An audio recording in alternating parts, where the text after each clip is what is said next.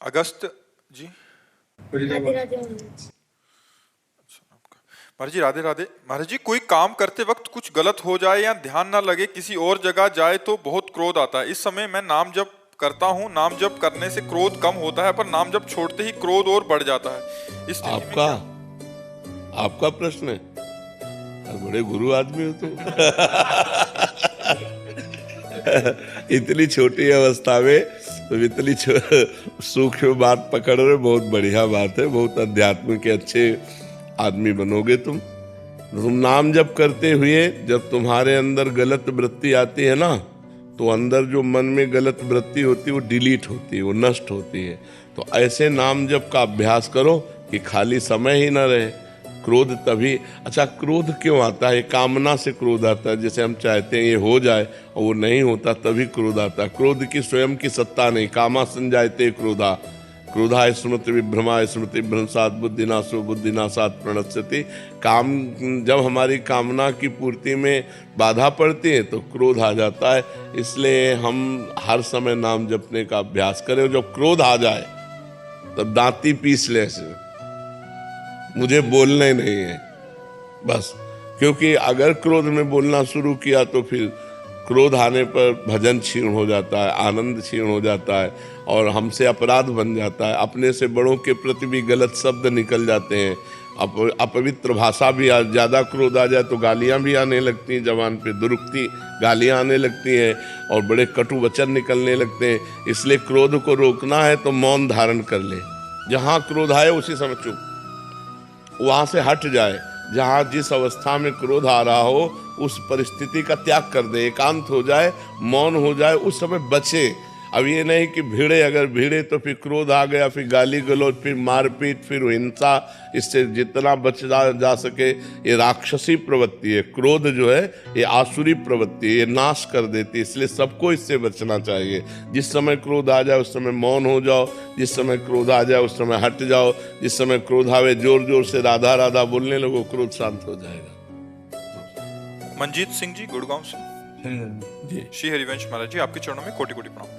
गुरुदेव, कुछ समय पहले तक शराब और गंदे आचरण से लिप्त था। फिर 6 महीने पहले श्री जी की कृपा से आपकी शरणागति मिली। शराब छूट गई, भोजन भी सात्विक हो गया, नाम जप भी खूब बढ़ा। परंतु मैंने अपने घर में उसका वखान करना शुरू कर दिया, जिससे नाम जप अभी थोड़ा कम होना शुरू हो गया। महाराज जी, श्री जी से क्षमा मांगी, पुनः नाम जप करना भी शुरू हो गया। परंतु महाराज जी, क्रोध पर काबू नहीं पा पाता, जिससे बाद में घंटों पश्चाताप में जलता रहता हूँ। नाम जप भी कम हो जाता है। ऐसी स्थिति को सामान्य लाने के लिए बहुत समय लग जाता है। हाँ, नाम जब बढ़ाइए और जब क्रोध आवे तो हम क्रोध को परीक्षा समझें कि भगवान मेरी परीक्षा ले रहे, मुझे क्रोध नहीं करना है। ये भजन के विघ्न है। काम, क्रोध, लोभ, मोह, मद, मत्सर, अहंकार नहीं करना, ईर्ष्या नहीं करना, परिवार से मोह नहीं करना, क्रोध नहीं करना, काम भावना से किसी पराई स्त्री को नहीं देखना। तो जब हमारा मन क्रोध में आवे तो सावधान, राधा राधा राधा राधा राधा बोलना नहीं, हमें उस विषय में नहीं बोलना। वो ऐसे हट जाना है जैसे हम अभी बात ही नहीं कर रहे थे। बिल्कुल पीछे तुरंत मुड़िए, हटिए, चल दीजिए। उत्तर चाहे बालक क्यों न हो, उस समय हट जाइए, फिर बाद में समझाइए। क्रोध के लिए उस समय वो स्थान, वो परिस्थिति आपको छोड़नी पड़ेगी। नहीं तो जहाँ प्रति उत्तर हुआ तो गालियाँ आएंगी, फिर वो क्रोध अपना स्वरूप प्रकट कर देगा। वो बुद्धिमानी यही कि तुरंत मौन होइए और वहाँ से हट जाइए। महाराज जी, अपने बच्चों को भी डांट देते हैं, मैं इतना जलता हूँ। हम ये कह रहे हैं कि बच्चों को डांटने का नाटक किया जाता है क्रोध का। तो तुम अगर ऐसे गलत बात किए तो, और समझ रहे हो, अगर पढ़ाई ठीक से नहीं की ना तो आप, हमें अंदर कोई क्रोध नहीं। क्रोध का नाटक करना और क्रोध होना, ये थोड़ा अंतर है। बच्चे में क्रोध को करना होता है, परिवार में क्रोध करना होता है, जरूरी है। जैसे छोटे छोटे बच्चे हैं, अगर वो भयभीत हमसे नहीं हुए, थोड़ा थोड़ा भय होना जरूरी।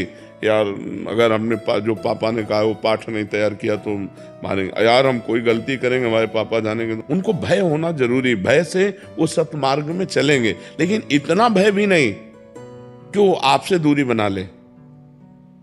कभी मित्रवत व्यवहार करके ऐसे बैठते हैं, खेलते हैं कि वो अपनी छोटी सी छोटी कमियां भी आपको बता दें।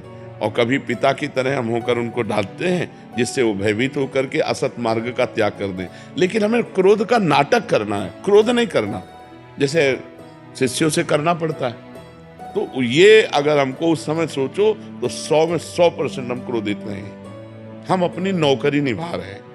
हमें गुरु भाव से उन्होंने स्वीकार किया, अगर उनकी गलतियां बन रही तो हमारा कर्तव्य है उनको डांट करके अच्छे आचरणों में युक्त करना।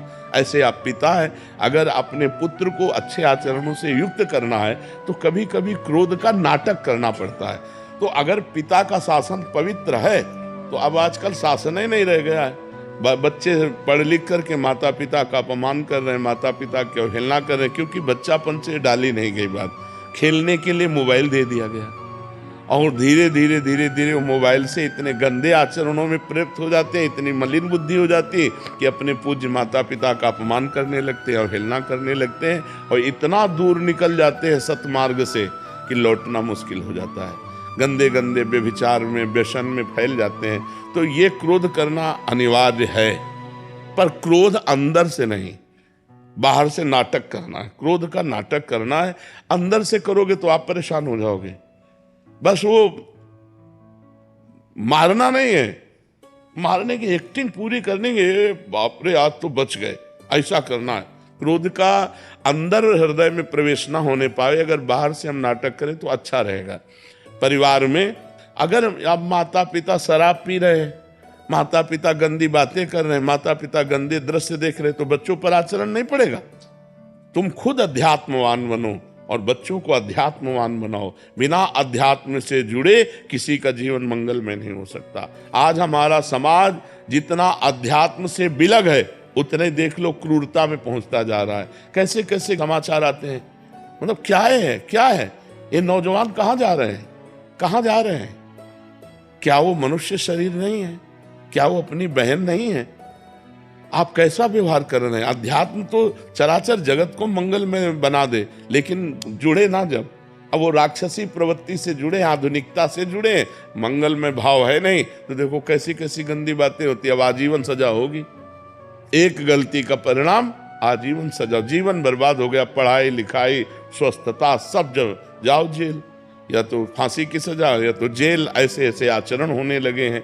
तो हमें लगता है बहुत संभलना चाहिए और अध्यात्म में जुड़कर भगवान का नाम जब अपने बच्चों से भी कराना चाहिए। थोड़ी देर बैठकर कथा सुनानी चाहिए। सत्य शास्त्रों के श्रवण से बड़ा मंगल होता है।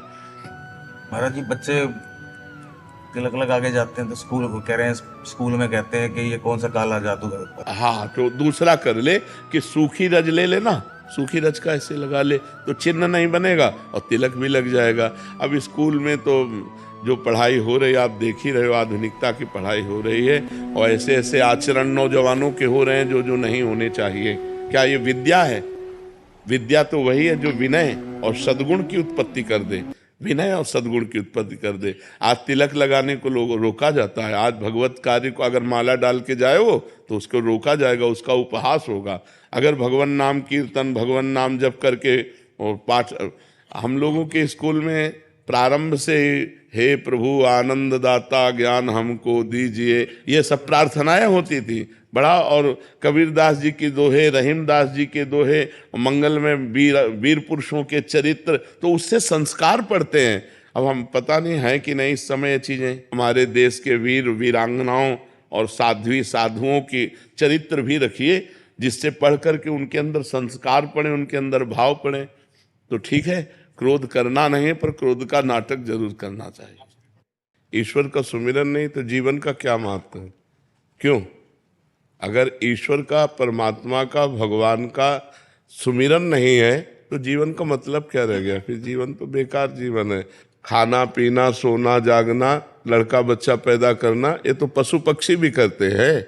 अगर मनुष्य जीवन में परमात्मा का सुमिरन नहीं तो जीवन का महत्व क्या रह गया? तो जरूर करना चाहिए सबको परमात्मा का। हाँ, निरंतर नहीं हो पा रहा तो थोड़ी देर तो कर लो। रोज नियम बना करके करोगे तो धीरे धीरे उसको बढ़ाते चले जाओ, निरंतर परमात्मा का सुमिरन होने लगे। यही मनुष्य जीवन की सार्थकता है, चाहे जिस संप्रदाय में हो। यदि परमात्मा का सुमिरन नहीं है तो कल्याण होने वाला नहीं। सुमिरन से कल्याण होता है। जितना आपका अंदर ही अंदर चिंतन चलेगा उतना ही आपका मंगल होगा। परमात्मा का सुमिरन ही जीवन का परम लाभ है। जिस रज को ब्रह्मेश्वरादि सुदरूह पदारविंद श्रीमत् पराग परमाद्भुत वैभवाया सर्वार्थ सार रसवर्षि कृपार्ध दृष्टे तस्या नमोस्तु वृषभानुभुव महिम्ने। ब्रह्मा और भगवान शिव जिस रज को अपने माथे पे धारण करना चाहते हैं वो ये वृंदावन की रज है। बड़े सौभाग्यशाली हैं जिनको इस रज का सेवन करने का सौभाग्य मिलता है। और ये सर्वार्थ सार रसवर्षि कृपार्थ दृष्टि, रजोपसेवी और नाम जापक उसको निश्चित प्रेम प्राप्त होता है। जो वृंदावन की रज का सेवन करता है और निरंतर नाम जप करता है, अंतर रहित तैल धारावत, जैसे एकांत स्थान पे रखा हुआ दीपक की लौ एक, ऐसे ही परमात्म चिंतन की दृष्टि एक एकदम भगवदाकार जीवन का काम बन गया। सब साधना का फल है हमारा निरंतर भगवदाकार वृत्ति रहे, उठते बैठते चलते फिरते केवल परमात्म चिंतन। हर चिंतन की काट करके जो भूत भविष्य का चिंतन मन करता है ना, इधर उधर गंदी बातें, उसको डिलीट करते हुए साक्षी भाव से निरंतर नाम जप करते हुए एक ऐसी स्थिति बना ली जाए जिससे प्रभु का विस्मरण ही न हो, बस जीवन मुक्त हो गया।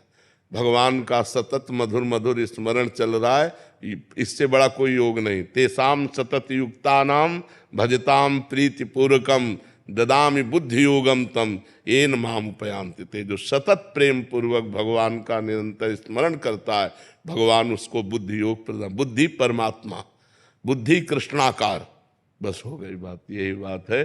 खूब भजन करो, एक क्षण भी भजन से अव्यर्थ कालत्वम, एक भी क्षण व्यर्थ न जाने पावे, तब चतुर सुजान साधक है। एक क्षण भी भगवान के सुमिरन से खाली न जाए, चाहे लीला कथा हो, धाम महिमा सुन रहे, नाम महिमा सुन रहे, भगवान के गुण लीला चिंतन में लगे। अन्यथा जो मिनट खाली गया तो कहा हनुमंत विपत्ति प्रभु सोई, जब तो सुमिरल। बोले से महाराज जी पहाड़ी बाबा का इच्छा, हम बहुत साहस करके बहुत हिम्मत करके बोल रहे। महाराज जी पूज्य पहाड़ी बाबा के चरित्र सुनाते, बोले गौरदास जी रहते थे तो बाबा से पूज्य देवराहा बाबा सरकार पूछे कि गौर आप कहाँ से आए? बोले खाक चौक में हम रहते। किनके यहाँ? पहाड़ी बाबा के यहाँ रहते। बोले वो तो सिद्ध महापुरुष, कैसे रहते आप उनके पास? बोले बाबा मैं हाँ कहता और ना में ना कहता। हाँ में हाँ कह के फंस गए, अब तो पीटे जाएंगे हम। लेकिन आपकी कृपा है।